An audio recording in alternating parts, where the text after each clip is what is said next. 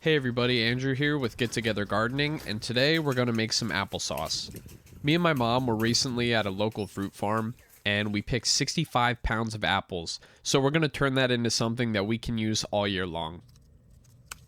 You can use any type of apple to make applesauce, and you can also mix different varieties together.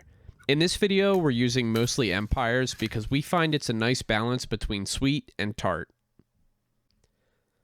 The first thing I did was weigh out my apples on a food scale.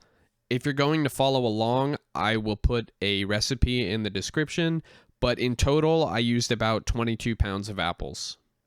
The next thing I did was fill a pot with cold water and add a splash of lemon juice. When we cut our apples, we're going to put them in this pot, and the lemon juice is going to prevent them from turning brown, which is what would happen if we were to just leave them exposed to the air. This is going to help our applesauce have a nice color. After that, it's time to peel, core, and cut your apples.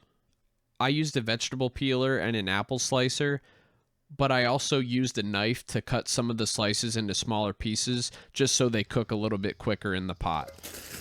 Anything that was trimmed away from the apples was put on top of my compost heap. Since we didn't wash the apples before we peeled them, we're going to do that now. This is the way that I prefer to do it, but you could also wash the apples before you peeled them. After that, we're going to drain the apples and put them in a cooking pot with a little bit of water. We're going to cook the apples on a medium heat, and you want to stir them pretty often to prevent them from sticking to the pot or burning. While that's cooking, we're going to heat up some of our glass jars. I put mine in the oven at the lowest temperature it can be set at. Some people disagree with putting jars in the oven because the dry heat can crack the glass, so they would suggest putting them in boiling water instead. You can do whatever you're most comfortable with, but we want to heat the jars so that when we pour the hot applesauce in them, they don't shatter. If you don't have a water bath canner, you can take some of your extra rings and tie them together with metal wire and place it in the bottom of a pot. It'll pretty much function the exact same way as a commercially branded canner would work. Once the apples have softened up, we can start to puree them. The first thing I did was use a ground beef chopper to make the pieces a little bit smaller, and then I moved on to the potato masher to continue to crush the apples.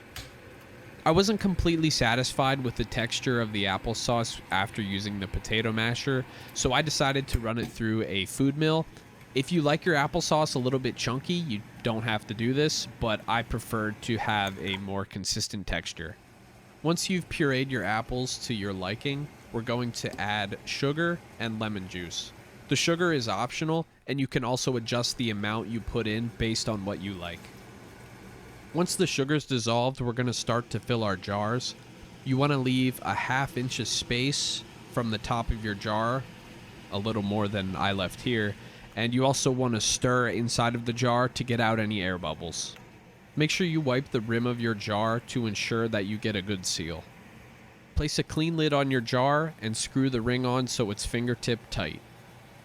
Once the lid is on, place it in your canner and repeat these steps until your canner is out of space. Make sure the water level is an inch above the jars and then bring it to a full boil. Put the lid on it and let it boil for 20 minutes for processing. After it's done, remove the lid and take it off of the heat. Once it's cooled, remove the jars and enjoy your delicious homemade applesauce. So if you enjoyed this video, be sure to leave a like and get subscribed to see what I have coming up in the future. If there's something that you'd like to see me do, feel free to leave a comment and let me know. Once again, I'm Andrew with Get Together Gardening. Thanks for watching and happy canning.